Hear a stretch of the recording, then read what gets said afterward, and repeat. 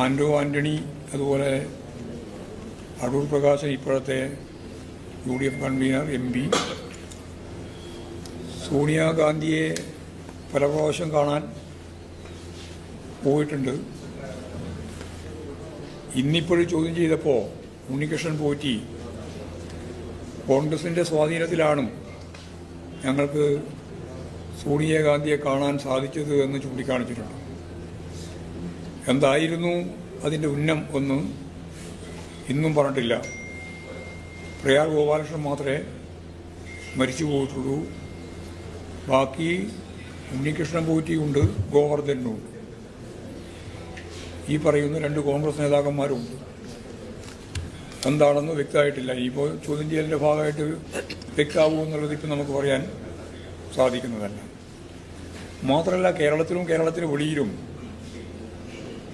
അടൂർ പ്രകാശ് ഉൾപ്പെടെയുള്ള ആളുകൾ ഇവരുമായിട്ട്, ഈ കൂട്ടുപ്രതികളുമായി എന്ന് പറഞ്ഞാൽ സ്വർണം കൊള്ള നടത്തുകയും ആ കൊള്ള മുതൽ വാങ്ങുകയും ഒക്കെ ചെയ്തവരുമായി വലിയ സൗഹൃദവും സമ്മാനങ്ങൾ കൈമാറുന്ന അവസ്ഥയും ഒക്കെ ഉണ്ടായിട്ടുണ്ട് എന്ന്, അവരുടെ പരിപാടികളിൽ പങ്കെടുത്തിട്ടുണ്ട് എന്ന് ഇപ്പോൾ പൊതുവായിട്ട് വാർത്ത പുറത്തു വന്നിട്ടുണ്ട്. ചോദ്യം ചെയ്യലിന് ശേഷം ഇന്നലെ വളരെ പ്രകോപനപരമായിരുന്നു UDF കൺവീനറുടെ നില.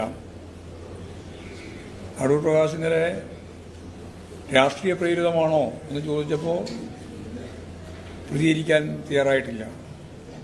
UDFകാർ പലരും പറഞ്ഞുകൊണ്ടിരുന്നത് രാഷ്ട്രീയ പ്രേരിതമാണ്, VD സതീശൻ ഉൾപ്പെടെ. പക്ഷേ അടൂർ പ്രകാശൻ രാഷ്ട്രീയ പ്രേരിതമാണ് എന്ന് പറയാൻ കൂട്ടാക്കിയില്ല.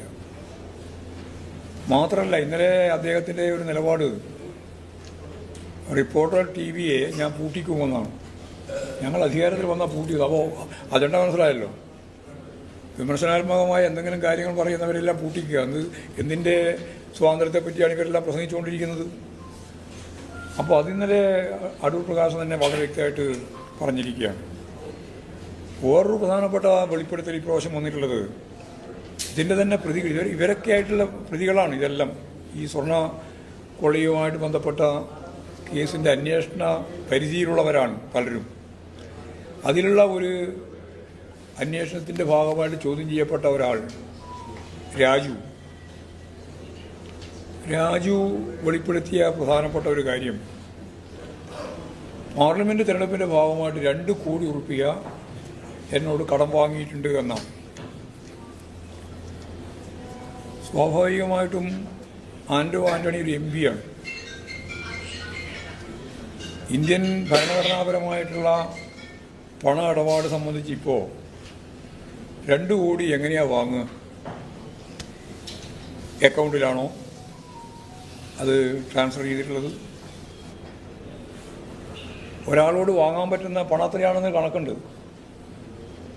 അപ്പോൾ 2 കോടി ഉറുപ്പിക എങ്ങനെ വാങ്ങി എന്നത് വ്യക്തമാക്കേണ്ടത് ഇനി ആൻഡോ ആൻ്റണിയാണ്. കൊടുത്തു എന്ന് അദ്ദേഹം പറഞ്ഞിട്ടുണ്ട്. വീടില്ലാണ്ടാണ് കൊടുത്തതെന്നും പറഞ്ഞിട്ടുണ്ട്. അത് എങ്ങനെ വാങ്ങിയെന്ന് മനസ്സിലാക്കിയാലാണ് കള്ളപ്പണമാണോ വാങ്ങിയത് എന്ന് മനസ്സിലാക്കാൻ സാധിക്കും. അപ്പോൾ ആൻഡോ ആൻ്റണി പറഞ്ഞു, ഞാൻ പണം വാങ്ങിയിട്ടുണ്ട്, പണം കൊടുത്തിട്ടുണ്ട്, തിരിച്ചു തന്നിട്ടില്ല. 20 ലക്ഷം മാത്രമേ തിരിച്ചു തന്നിട്ടുള്ളൂ, ബാക്കി തിരിച്ചു തരാൻ ബാക്കി. അത് എൻ്റെ മകൾ ഉൾപ്പെടെ പോയിട്ട് പറഞ്ഞിട്ട് അവസാനം 20 ലക്ഷമാണ് കിട്ടിയത്. അതിൻ്റെ അപ്പുറം കിട്ടിയിട്ടില്ല. 2 കോടിയിൽ 20 ലക്ഷം മാത്രമേ തിരിച്ചു കിട്ടിയിട്ടുള്ളൂ, ബാക്കി കിട്ടിയിട്ടില്ല എന്ന് അദ്ദേഹം പറയുമ്പോൾ, ഈ പറയുന്ന 2 കോടി ഉറുപ്പിക യഥാർത്ഥത്തിൽ ഒരു MPക്ക് എന്തിനാണ് 2 കോടി ഉറുപ്പിക ചിലവാക്കാൻ? ഇലക്ഷൻ കമ്മീഷൻ്റെ ഭാഗമായിട്ട് അന്നത്തെ പരിസ്ഥിതിയിൽ 90-95 ലക്ഷം ഉറുപ്പിക ചിലവാക്കാൻ പറ്റുള്ളൂ. ബാക്കി ഈ കോടിയോടെയാ പോയെ? പണം എന്താ ചെയ്തേ? അപ്പോൾ വലിയ രീതിയിലൊരു ഗൂഢാലോചനയുണ്ട് ഇതിൽ. പണാധിപത്യത്തിൻ്റെ ഭാഗമായിട്ടാണ് ഇലക്ഷനെ അവർ കൈകാര്യം ചെയ്യുന്നത്. അതാണ് ഈ വെളിപ്പെടുത്തുന്നത്. അതുകൊണ്ട് ഇത് യഥാർത്ഥത്തിൽ ഈ പണം എങ്ങനെയാണ് ഉപയോഗിച്ചതെന്നും എങ്ങനെയാണ് സ്വീകരിച്ചതെന്നും എങ്ങനെയാണ് മടക്കി കൊടുത്തതെന്നും രേഖാപരമായിട്ട് പറയാനുള്ള ഉത്തരവാദിത്വമുള്ളത് ആൻഡോ ആൻ്റണി എന്ന് പറയുന്ന MPക്കാണ്. പിന്നെ സ്വകാര്യ പണമിടപാടുകാരന് സ്വാഭാവികമായിട്ടും അവർക്ക് പിടിച്ചു നിൽക്കാനുള്ള വഴി എങ്ങനെയാണെന്ന് ഒക്കെ അവർ കണ്ടുപിടിക്കുന്നത്. പക്ഷേ നിങ്ങൾ സമൂഹം കാണേണ്ടത് 2 കോടി രൂപ കടം വാങ്ങുക, കടം ബൾക്കായിട്ട് വാങ്ങിയതാണോ അല്ല അക്കൗണ്ടിൽ കൊടുത്തതാണോ എന്നുള്ളത് വ്യക്തമാക്കാതിരിക്കുക. അക്കൗണ്ടിലല്ല എങ്കിൽ കള്ളപ്പണമാണ്. അത് കള്ളപ്പണം സ്വീകരിച്ചു എന്നുള്ളതാണ് പ്രശ്നം വരിക. മടക്കി കൊടുത്തത് അക്കൗണ്ട് സംവിധാനത്തിൻ്റെ ഭാഗം അല്ലെങ്കിൽ അതും ഈ പറഞ്ഞ പോലെ തന്നെയാണ്, ബൾക്കായിട്ട് പണം കൊടുക്കുകയാണ്. അപ്പോൾ ഇത് സംബന്ധിച്ച് വളരെ ഗൗരവമുള്ള ഒരു പരിശോധന വേണം, കോൺഗ്രസ് തന്നെ വ്യക്തമാക്കണം എന്നുള്ളതാണ് ആ സംബന്ധിച്ച് പറയാനുള്ള ഒരു പ്രധാനപ്പെട്ട കാര്യം.